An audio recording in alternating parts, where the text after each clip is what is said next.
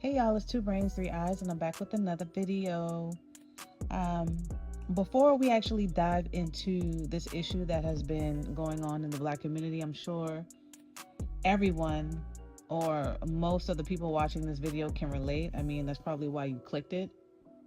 But we're going to dive into first the root of the problem and where it stems from, right? And then we'll get into, ways black people or other black people in the workplace sabotage one another and just for resources. Okay. So sometimes the biggest obstacle people face isn't always, what's the word, external. Sometimes, they're the divisions that exist within communities themselves, right? So today we're talking about a controversial idea that continues to spark debate. The concept of Willie Lynch and how divide and conquer tactics can create competition in the workplace and even beyond, but mainly in the workplace. All right. So before I begin, it's important to understand that, historians generally do not consider the so-called Willie Lynch letter to be an authentic historical document. However, many people do use it as a metaphor to discuss strategies that have been used throughout history to divide groups of people and prevent like collective action. All right. So whether the letter is real or not, the ideas it describes are worth examining because division has always been one of the most effective forms of control. You got to stay with me. All right. So think about it. You know, Throughout history, powerful groups have often maintained power by encouraging people at the bottom to compete with each other rather than questioning the system itself. So if two people are fighting each other for scraps, they're less likely to challenge the person controlling the table. Stay with me. During slavery and later during the Jim Crow era, systems were created that rewarded compliance and punished resistance. So certain opportunities, jobs, um, educational resources, and social privileges were distributed unevenly. So this often created competition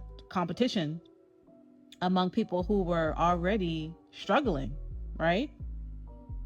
So the legacy of those two systems didn't disappear overnight. Jim Crow officially ended decades ago, but many communities were left dealing with generations of economic disadvantages, educational disparities, housing discrimination, and limited access to wealth building opportunities. Now, let's fast forward to today's workplace. So have you ever seen like coworkers undermine one another for a promotion? Or have you ever noticed employees competing for recognition instead of like collaborating? Or have you ever watched people guard or gatekeep information because they believe helping someone else might hurt their own chances? You following? So those behaviors aren't unique to any race. They happen anywhere, to be honest. But when resources feel scarce, competition tends to intensify. So if someone believes there are only one or two seats at the table, they may begin viewing everyone around them as a threat rather than a teammate. So this scarcity mindset can become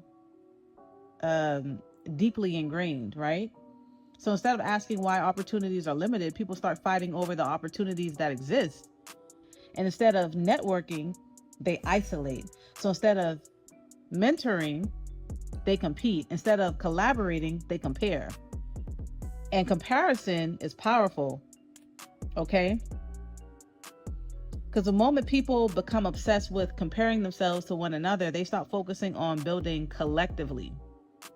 And social media has amplified a lot of that problem, because every day people are comparing themselves, comparing their, incomes, their lifestyles, cars, relationships, followers, and overall status.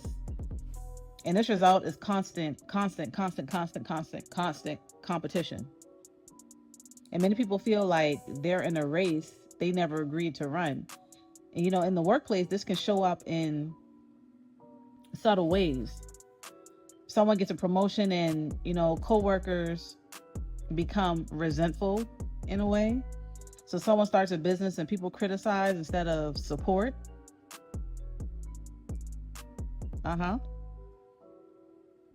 Someone earns a, certification and others feel threatened. Instead of seeing another person's success as proof that success is possible, some people see it as evidence that there is less available for them. And that's the psychology of scarcity. But here is something interesting. The people at the top of organizations often understand the value of cooperation better than the people competing underneath them. So, you have corporations that build teams, executives, they build networks, investors from partnerships. You got businesses merging resources. Yet many workers are taught to compete with one another for raises that barely keep up with inflation, for one. And it's a fascinating contradiction. The more divided a workforce becomes, the easier it is to manage. Right? And if employees distrust one another, organizing around common concerns becomes much more difficult. If coworkers are focused on office politics, they are less focused on systematic issues. And again, this isn't evidence of some secret conspiracy. It's simply how human behavior often works when resources are limited and incentives are structured a certain way. The lesson isn't that one group is secretly plotting against one another. The lesson is that division benefits some people while unity often benefits others. And history repeatedly shows that communities tend to make progress when they share information, mentor one another, pool resources, and work toward some type of common goals. And when people become isolated and suspicious, your progress is going to slow down. And this is why mentorship matters. This is why professional networking matters. This is why supporting one another matters. Imagine two employees. One sees a coworker as competition, the other sees a coworker as a future connection. 10 years later, who is more likely to have more opportunities? The person who built relationships? Right? And success is rarely a solo journey. Most careers are built through networks, referrals, recommendations, partnerships, and collaboration. The workplace isn't just a place to earn a paycheck. It's also a place to build social capital. And social capital can be just as valuable as financial capital. And the biggest takeaway from this discussion is not whether Willie Lynch was a real historical figure. The bigger question is whether division continues to affect how people think and interact today. When people constantly compare themselves to others, compete over limited opportunities, and if they view each other as enemies instead of allies, everyone's going to lose. The challenge is to recognize when competition is healthy and when it becomes destructive. Because healthy competition inspires excellence. Destructive competition creates resentment.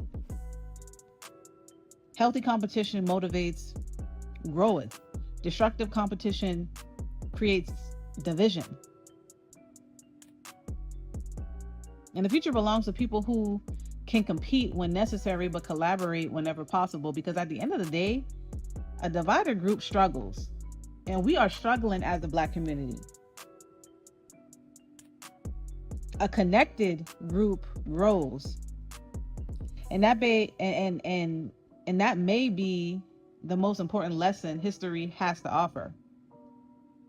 So if you're struggling with this in the workplace, I want to know in the comment section, because it's hard out here. It's hard to come up, and you got other Black people out here that will make your life a living hell in the workplace. So let me know in the comment section, and I'll see you on the next video.